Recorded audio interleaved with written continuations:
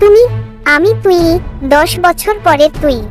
শহরের রাস্তায় রাত 11টা। রাহাত ক্লান্ত মুখে হেঁটে যাচ্ছে, হাতে ভাঙা ঘড়ি। রাহাত মনে করে তার জীবন শেষ, চাকরি গেল, সম্পর্ক ভাঙল, আর বাঁচার ইচ্ছেও নেই। হঠাৎ ঘড়িটা নিজে থেকেই জ্বলে ওঠে।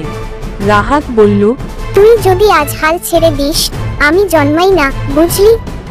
বর্তমান। রাহাত বলল, কে তুমি? আমি তুই, 10 বছর পরে তুই।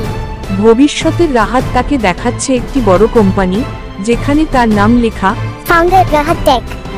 প্রত্যেক ব্যর্থতা ছিল তোর জন্য একটা ধাপ। আজ যা হারাস, কাল সেটা তোর শক্তি হবে। ঘড়ি আবার জ্বলতে শুরু করে, সময় ফুরিয়ে যাচ্ছে। রাহাত শেষবার তাকালো নিজের ভবিষ্যতের দিকে, চোখে শুধু একটাই প্রশ্ন, আমি পারবো? তুই তো শুরু করলেই পারবি। ও ঘড়িটা পরে কাজ শুরু করছে, চোখে নতুন আলো।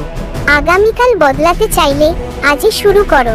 ভবিষ্যৎ দেখা লাগে না, শুধু বিশ্বাস লাগে নিজের ওপর। গল্পটা যদি ভালো লাগে তাহলে অবশ্যই চ্যানেলটা সাবস্ক্রাইব করবে, লাইক, কমেন্ট এবং শেয়ার করতে ভুলবেন না প্লিজ।